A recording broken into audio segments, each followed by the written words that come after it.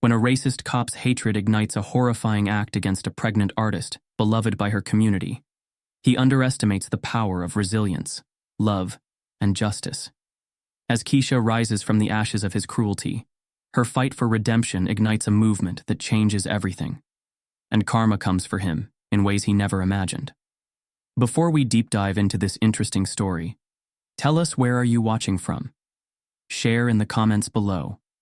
Keisha Allen was the kind of person who could light up an entire room with her presence. At 32, she had become the heart of her predominantly black neighborhood, not just for her breathtaking murals that graced the sides of local buildings, but for her unwavering dedication to the people. She poured her soul into every brushstroke, using her art to tell the stories of resilience and joy that defined her community. Her work wasn't just about painting walls. It was about building hope. 7 months into her first pregnancy, Keisha's energy seemed boundless. Her growing belly didn't slow her down as she mentored local youth, teaching them to use art as a tool for self-expression and empowerment. She often hosted workshops in the park, where children would gather around her, their laughter filling the air as they dipped brushes into bright paints. Her voice, warm and steady, carried the kind of authority that inspired respect and admiration. But not everyone in the neighborhood viewed her with the same affection. Officer Ryan Miller, a stocky, middle-aged white cop with a reputation for targeting black residents, had long been a source of tension. His patrol car was a symbol of intimidation, often cruising the streets as if looking for an excuse to assert control. The community knew Miller as a bully, a man who thrived on fear and wielded his badge as a weapon. One crisp afternoon, the park was alive with activity. Keisha was finishing a mural with a group of teens when a commotion drew her attention.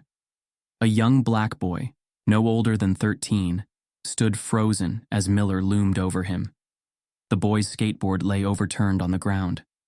"You can't skate here," Miller barked, his tone dripping with condescension. "This isn't your playground." The boy stammered. "I wasn't doing anything wrong." "You're loitering," Miller cut him off, scribbling something on a notepad. "Here's your fine. Next time I'm taking the board." Keisha's chest tightened as she watched the boy's trembling hands reach for the ticket. Without hesitation, she stepped forward, her voice firm but calm. "Excuse me, officer," she said, her eyes locking onto Miller's. "He's just a kid. This park is for everyone." Miller turned, his expression hardening as he recognized her. "Stay out of this, Keisha," he said, her name dripping with disdain. "I won't stand by while you target kids for no reason," she replied, her voice unwavering. "He's not breaking any laws." The tension between them crackled like static electricity. Miller's face reddened, his jaw tightening as he glared at her. "You think you're some kind of hero?" he sneered. "You don't know your place." Keisha stood her ground, her hand protectively resting on her stomach. "And you don't scare me," she said, her words cutting through the air like a blade. Miller's blue eyes burned with hatred, a silent promise of retaliation flashing across his face before he stormed off, leaving the ticket crumpled in the boy's hand. As the sun dipped below the horizon, casting a warm glow over the park, Keisha knew one thing for certain. Miller wasn't done with her. And the next time they crossed paths, he wouldn't hold back. The rain began as a light drizzle, tapping softly on the windshield as Keisha Allen steered her car down the quiet suburban road. She hummed softly, her mind replaying the laughter and vibrant energy from the mural painting workshop she'd hosted earlier that evening. The kids had been especially eager, splashing color onto the walls, as if determined to leave their mark on the world. Despite the long day, a faint smile played on her lips, the warmth of their joy carrying her home. The rain intensified, the rhythmic patter growing louder. Keisha turned on the wipers, her focus narrowing on the road ahead. It was then that she noticed the headlights in her rearview mirror, a vehicle trailing her far too closely. A flicker of unease prickled at the back of her neck. She slowed slightly, hoping the car would pass, but it matched her pace, its engine growling like a predator stalking prey. Her heart quickened as a sense of recognition set in. The dark silhouette of the car was unmistakable, a police cruiser. And though she couldn't see the driver's face, she didn't need to. It was him. "Stay calm," she whispered to herself, gripping the steering wheel tighter. "You've done nothing wrong." The The cruiser's siren blared suddenly, sharp and jarring in the night. Keisha pulled to the side, the storm casting eerie shadows across the deserted stretch of road. The cruiser swerved aggressively, stopping inches from her bumper. Her stomach churned as the door opened, and Officer Ryan Miller stepped out, his movements unsteady. Even through the rain, she could smell the alcohol wafting from him as he approached. "Evening, officer," she said, forcing her voice to remain steady. "Is something wrong?" Miller's sneer was a mask of barely contained rage. "You think you can disrespect me and get away with it, don't you?" he slurred, the venom in his tone cutting through the storm. Keisha's pulse thundered in her ears. "I don't know what you're talking about," she said cautiously, keeping her hands visible. "I'm just trying to get home." "Home?" Miller barked a laugh, his steps unsteady as he closed the distance between them. "You don't deserve a home. People like you think you can run this town, think you can talk back, embarrass me in front of everyone." She could see the madness in his eyes, a storm more volatile than the one raging above. "Officer Miller, I don't want any trouble," she said, taking a small step back. But trouble had already found her. Before she could react, Miller lunged, grabbing a fistful of her braided hair. She cried out, stumbling as he yanked her forward. The sharp pain shot through her scalp, but it was his next move that froze her in terror. From his belt, he pulled a small bottle of lighter fluid, the plastic crinkling ominously in his hand. "Let's see how much your little community loves you after this," he hissed. "No!" she screamed, her hands clawing at his arm. "Stop. Please, I'm pregnant." Her words didn't reach him. In one horrifying motion, he doused her hair, the cold liquid soaking into her braids. The storm's fury seemed to pause as Miller flicked open a lighter, the tiny flame reflecting in his crazed eyes. "Say goodbye to your pride," he snarled, releasing the lighter onto her hair. The fire erupted instantly, an orange blaze consuming her hair and licking at her skin. Keisha screamed, her voice raw with agony as she fell to the wet pavement. The flames crackled, defying the rain's attempts to smother them. Through the haze of pain, survival instincts kicked in. She rolled desperately on the ground, her hands slapping at her head, the wet grass and rainwater finally extinguishing the fire. The acrid smell of burnt hair filled the air, mingling with her sobs. In the distance, hidden behind a parked car, Officer Tanya Ross had witnessed everything. Tanya, a black officer in plain clothes, had been driving home when she spotted the commotion. Something about the scene made her stop, and now she stood frozen, her phone recording the horror unfolding before her. 911. "What's your emergency?" The dispatcher's voice crackled as Tanya whispered into the phone. "Officer attacking a civilian. I need backup immediately," she said, her voice shaking. Miller, realizing the fire had been doused and hearing the distant wail of sirens, panicked. His eyes darted toward the shadows where Tanya crouched, but he didn't see her clearly. Without another word, he stumbled back to his cruiser and sped off, leaving Keisha crumpled on the ground, trembling and soaked in rain. Tanya emerged cautiously, her heart racing as she approached Keisha. "Help is coming," she said softly, her voice breaking as she knelt beside her. Keisha looked up, her face streaked with tears and rain. "My baby," she whispered, clutching her belly. "Please, help my baby." Tanya squeezed her hand, her eyes brimming with emotion. "You're going to be okay. I promise." And as the sirens grew louder, the storm's fury seemed to pale in comparison to the tempest that was about to descend on Officer Ryan Miller. Keisha Allen lay in the hospital bed, the sterile scent of antiseptics mingling with the hum of monitors. Her scalp and hands were swathed in gauze, the burns raw and stinging. The dim lighting made the room feel oppressive, but it was the weight in her chest that truly suffocated her. She absent-mindedly rested a hand on her belly, her thoughts a storm of pain and fear. The doctor entered, his face kind but serious. "Keisha," he said softly, "you're stable, but the burns are severe. The physical injuries will heal, but I'm more concerned about the stress on your pregnancy. We need to monitor you closely." Keisha nodded weakly, her voice a whisper. "Will my baby?" "For now, your baby's fine," the doctor assured her. "But you need rest, physically and emotionally. Any further stress could be dangerous." Those words echoed in her mind long after the doctor left. The trauma wasn't just hers. It threatened the innocent life she carried. Keisha closed her eyes, fighting back tears, and thought of the child growing within her. She had to stay strong, for both of them. By the next morning, the news of Keisha's attack had spread like wildfire. Social media was ablaze with posts from her community, condemning Officer Ryan Miller and calling for justice. Videos of her murals, pictures of her workshops, and hashtags like #JusticeForKeisha began trending. Protests were already being planned at City Hall, where crowds would demand accountability for the officer who had terrorized their neighborhood for years. Dante Allen, Keisha's husband, paced the waiting room, his phone buzzing incessantly. As an investigative journalist, Dante was no stranger to uncovering corruption, but this time, the fight was personal. His usually calm demeanor was replaced by a fiery intensity. "They tried to break her," he muttered under his breath, scrolling through messages of support from friends and activists. But they don't know who they're up against. When he finally entered Keisha's room, his heart clenched at the sight of her.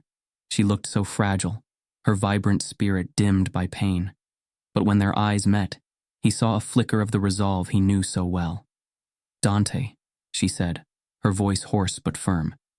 "We can't let him get away with this." He sat beside her, taking her hand in his. "We won't," he promised. "I'm going to dig into Miller's file, uncover every dirty secret he's ever buried, and I'll make sure everyone knows what he's done." Keisha nodded, a tear slipping down her cheek. "This isn't just about me. He's done this before. If we don't fight back, he'll keep doing it." Later that evening, as Keisha rested, Dante set up his laptop in the corner of the room. He began pulling public records, cross-referencing complaints against Miller. The deeper he dug, the darker the picture became. Miller's personnel file was riddled with allegations of excessive force, racial profiling, and harassment, but most cases had been quietly dismissed or settled. A knock at the door interrupted his research. A nurse peeked in, followed by a woman in plain clothes. "Someone's here to see you," the nurse said. The visitor stepped forward, her expression cautious but determined. "Mrs. Allen? Mr. Allen? I'm Officer Tanya Ross." Dante's eyes narrowed. "Are you here to defend him?" "No," Tanya said quickly, holding up her hands. "I'm here to help." She stepped inside, lowering her voice. "I was there the night it happened. I saw everything." Keisha struggled to sit up, her gaze fixed on Tanya. "You saw it?" Tanya nodded, her voice steady. "I recorded it. I've already handed a copy to Internal Affairs, but..." She hesitated, pulling a flash drive from her pocket. "I thought you should have this too. It's proof of what he did." Dante took the drive, his jaw tightening. "Why are you helping us?" Tanya looked away for a moment, her expression heavy with guilt. "Because I should have done something sooner. Miller's been a problem for years, but nobody in the department wanted to touch him. He's connected and he knows how to make things disappear." Keisha leaned forward slightly, wincing at the pain. "Why now?" "Because I couldn't watch it happen again," Tanya said, her voice breaking. "He's not just a bad cop, he's dangerous. I've heard rumors about his ties to a white supremacist group. He's used his position to target people like you for years, and he's gotten away with it. But this time, there's no hiding." The weight of her words settled over the room. Keisha's hands trembled, but her voice remained steady. "What happens now?" Tanya met her gaze. "You fight. Use that video. Speak out. The community's already behind you, and they need to hear your voice. People like Miller thrive on fear, but when they're exposed, they crumble." Keisha's heart swelled with a mix of anger and determination. "He wanted to silence me," she said softly, "but he only made me louder." Dante placed a reassuring hand on her shoulder. "We'll take this public. The protests, the media, everything. We'll make sure the whole world sees him for who he really is." As Tanya left, the resolve in the room was palpable. Keisha stared at the flash drive in Dante's hand, knowing it was more than just evidence. It was her weapon in a fight far greater than herself. "I'll fight," she whispered, her voice gaining strength. "For my baby, for this community, and for every person who's ever been silenced." And as the city outside buzzed with growing unrest, Keisha prepared for the battle of her life, one she knew she couldn't afford to lose. The glow of Dante's computer screen illuminated the darkened room. It was past midnight, but sleep was out of the question. He leaned forward, scrolling through files and documents, his determination etched into every line of his face. Each new discovery about Officer Ryan Miller painted an even darker picture of a man whose corruption ran deeper than anyone had dared imagine. False arrests, planted evidence, intimidation tactics. The list of accusations seemed endless, and Dante's pulse quickened with each revelation. But what chilled him most was the pattern. Miller's victims were almost exclusively black, and it wasn't just Miller. Dante uncovered subtle links to a larger network of officers who seemed to operate under an unspoken code of silence. The next morning, Dante shared his findings with Officer Tanya Ross, who had been quietly funneling him information from inside the department. They met in a secluded cafe, far from prying eyes. Tanya slid a folder across the table, her hands trembling slightly. "These are internal emails," she said, her voice low. "Miller and a few others have been covering for each other for years. They even have a nickname for themselves, the Iron Circle. It's sick." Dante opened the folder, his eyes scanning the damning evidence.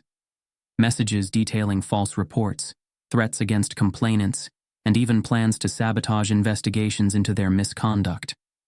One email referenced a white supremacist group known to have infiltrated local law enforcement. "He's not just a rogue cop," Dante said, his voice grim. "He's part of something much bigger." Tanya nodded, her jaw tightening. "The department knows. They've buried complaints, settled lawsuits, and swept it all under the rug. But this time, there's no rug big enough to hide under." Meanwhile, Keisha's attorney, Victoria Brooks, was preparing to launch a legal offensive. Victoria was known for her razor-sharp intellect and unrelenting pursuit of justice. When she met with Keisha in her hospital room, she spoke with a mix of empathy and resolve. "Keisha," Victoria said, her voice firm but compassionate, "this case isn't just about you. It's about holding an entire system accountable. If we do this right, we can change things for the better." Keisha nodded, clutching Dante's hand for support. "I'm ready," she said, her voice steady despite the pain in her eyes. "Let's make sure no one else has to go through this." Victoria smiled, her confidence infectious. "That's the spirit. Now here's the plan."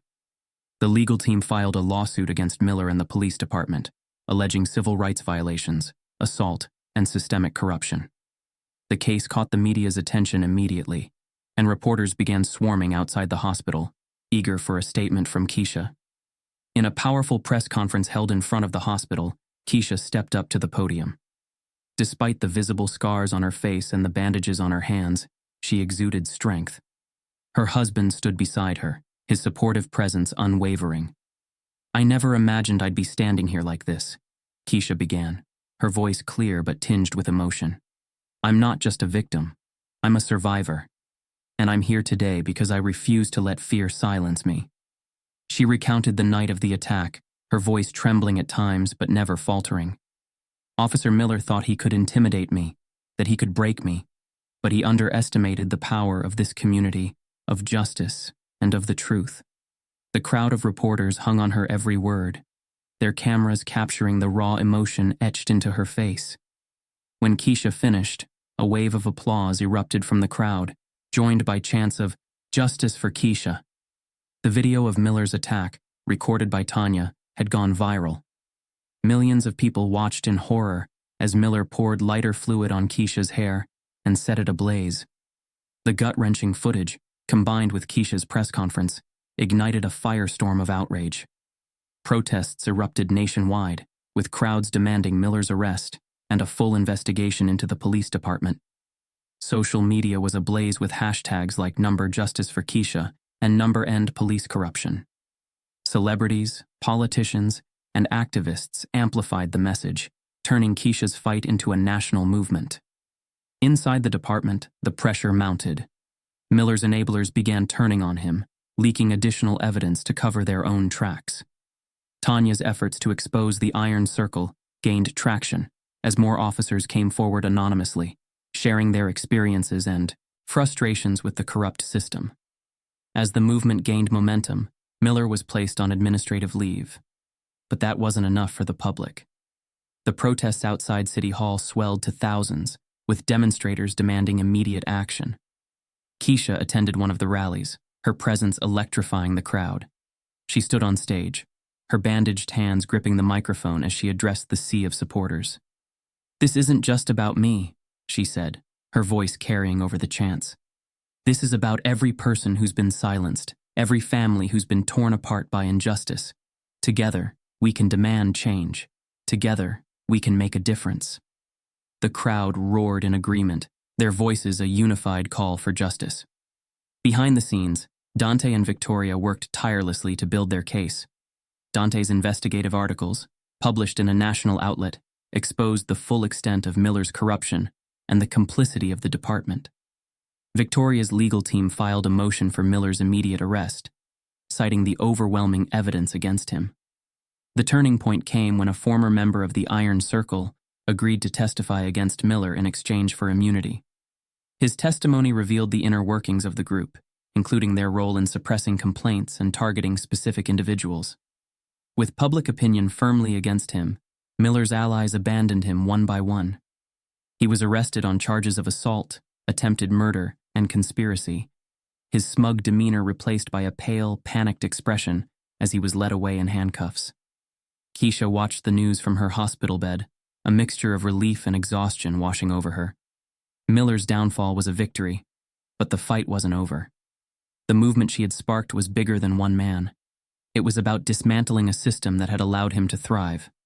When Dante entered the room, holding a printed copy of his latest article, Keisha managed a small smile. "We did it," she said softly. "No," Dante replied, sitting beside her. "You did it. Your courage inspired all of this." Keisha squeezed his hand, her gaze drifting to the window where the setting sun bathed the room in warm light. "Then let's make sure it doesn't stop here." And as the protests outside continued, Keisha's voice became a rallying cry for justice, her scars a testament to resilience, and her fight a beacon of hope for countless others. The courtroom was packed, buzzing with tension that hung like a heavy fog. Reporters lined the back rows, their pens poised, while community members filled every seat, eager to see justice served. At the center of it all sat Officer Ryan Miller, his cold blue eyes darting around the room as he adjusted his tie. His usual smugness was intact, but cracks of unease were beginning to show. Keisha sat beside her attorney, Victoria Brooks, her hands trembling slightly as she clasped them together. Dante placed his hand over hers, steadying her with a firm squeeze. "We've got this," he whispered. Keisha nodded, drawing strength from his presence and the quiet hum of support from the crowd behind her. The proceedings began with opening statements. Miller's defense attorney, a silver-haired man with a commanding voice, tried to paint his client as a dedicated officer wrongfully accused.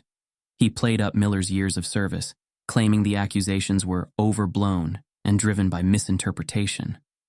Victoria, however, wasted no time dismantling that narrative. "This trial is not about one night or one moment," she said, her voice steady but sharp. "It's about a pattern of behavior, a history of abuse, corruption, and racial animus that culminated in a horrifying act of violence against my client, Keisha Allen." Her words reverberated through the room, setting the tone for what was to come. The prosecution's first witness was Officer Tanya Ross. As she took the stand, the courtroom fell silent. Her uniform was neatly pressed, but the weight of her decision to testify against a fellow officer was evident in her weary expression.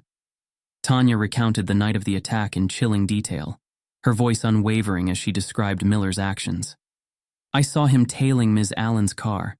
I followed at a distance because I knew something wasn't right," she began. Her testimony painted a damning picture of Miller's vendetta. He accused her of disrespecting his authority. He was enraged, unhinged. And when he poured lighter fluid on her hair, Tanya paused, her voice breaking slightly. "I knew I had to act. I recorded everything because I didn't trust the system to protect her." Victoria approached, her tone firm but empathetic. "Officer Ross, why did you feel compelled to record this incident?" Tanya glanced at Miller, then back at the jury. Because this wasn't the first time. Miller has a history of targeting black residents, intimidating them, and getting away with it. Someone had to stand up to him. Next came the evidence. Dante's investigation had unearthed a trove of damning material, and he took the stand to present it. This, Dante said, holding up a document, is a record of complaints filed against Miller over the past decade. 27 in total. Excessive force, racial profiling, and harassment, all swept under the rug. He moved to another piece of evidence. Financial records linking Miller to donations made to an extremist group known for its white supremacist ideology. Gasps rippled through the courtroom as Dante detailed how these groups provided Miller with resources to further his agenda. Victoria chimed in, driving the point home. Officer Miller wasn't just a bad cop. He was an enforcer of hate, a man who used his badge as a weapon against the very people he swore to protect. The defense scrambled to counter the growing tide. They called a character witness, a fellow officer who initially defended Miller's integrity. But under cross-examination, Victoria exposed the officer's complicity. "Did you ever report Miller's behavior?" she asked pointedly. The officer squirmed. "No, ma'am." "Why not?" A long pause followed, the silence speaking volumes. "Because I didn't think it would change anything," he admitted, his voice barely audible. Victoria turned to the jury, her gaze steady. "This is the culture we're fighting. A culture of silence that enables men like Ryan Miller to continue their reign of terror." The trial reached its peak when Miller himself took the stand. His usual arrogance was on full display as he smirked at the questions, denying every accusation. "I was doing my job," he said dismissively. "People like Ms. Allen think they're above the law, and someone has to remind them they're not." His words sent a chill through the courtroom, but Victoria remained composed. "Officer Miller," she began, "are you suggesting that pouring lighter fluid on a pregnant woman and setting her hair on fire is part of your job?" Miller's smirk faltered.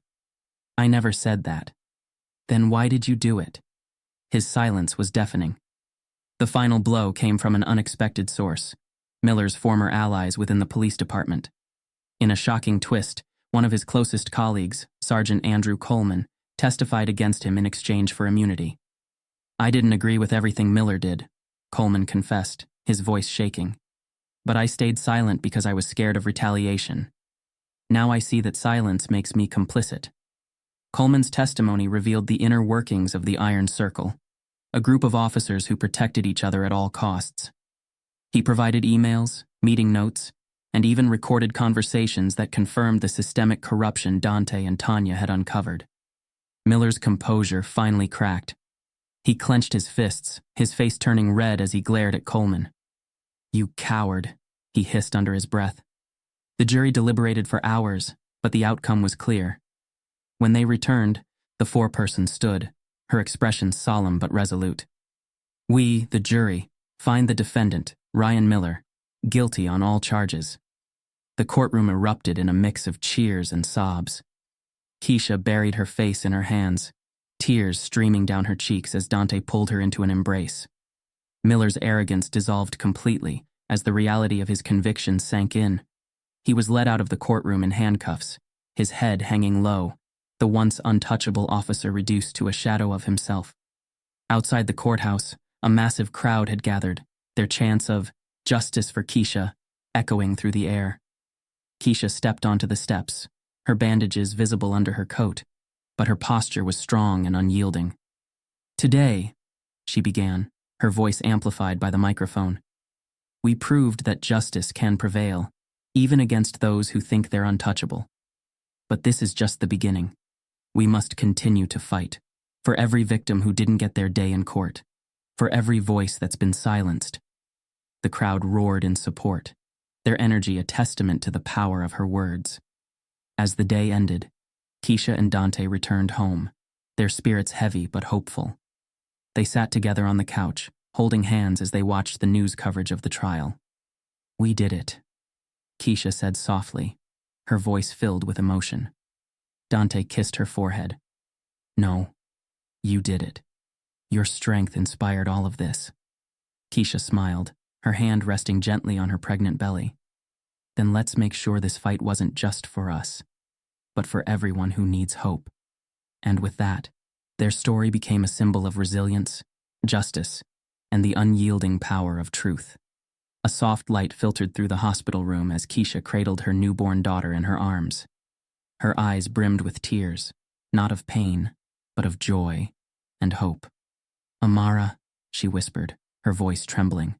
"It means grace, and that's exactly what she is, a symbol of grace after the storm." Dante sat by her side, his hand gently resting on hers. Together, they gazed at their child, Zrenia, a tiny beacon of the future they had fought so hard to protect. Keisha's scars, etched into her skin from that horrific night, remained as visible reminders of her ordeal. Yet she didn't try to hide them. Instead, she chose to wear them openly, a badge of honor and resilience. Her story had become more than a personal battle. It was now a rallying cry for her community. News of Miller's conviction had rippled across the nation, sparking waves of protests and reforms. Within weeks, federal oversight descended on his former precinct, uprooting the corrupt structures that had shielded him and others like him for years. Officers were retrained, policies were rewritten, and community leaders were given a seat at the table. While it wasn't a perfect solution, it was a step in the right direction, a testament to the power of persistence and accountability. For Tanya Ross, the aftermath brought a different kind of reckoning.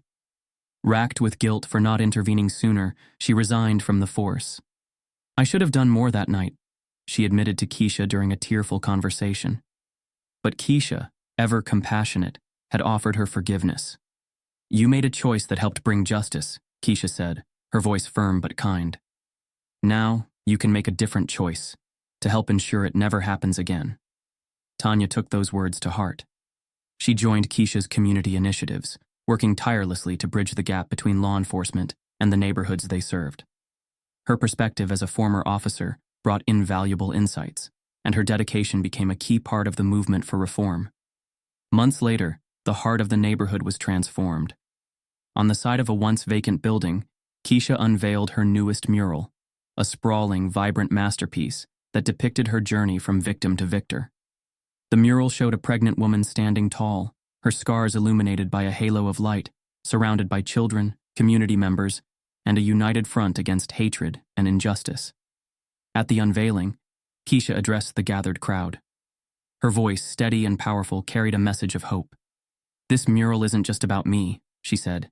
"It's about us, all of us, coming together to create a future where grace and justice prevail over hate.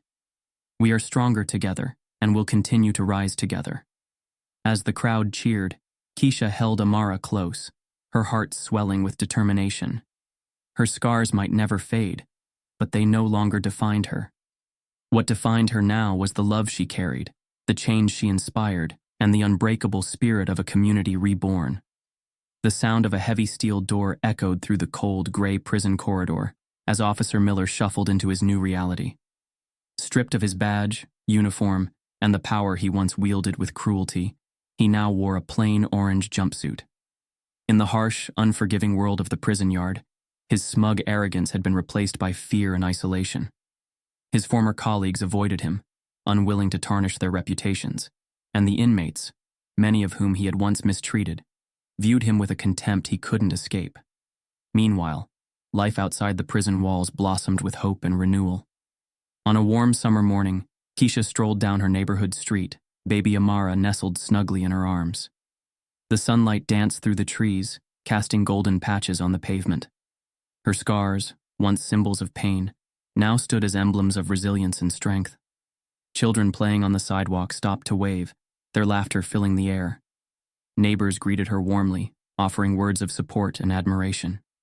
"You're an inspiration, Keisha," an elderly woman said, her voice filled with pride.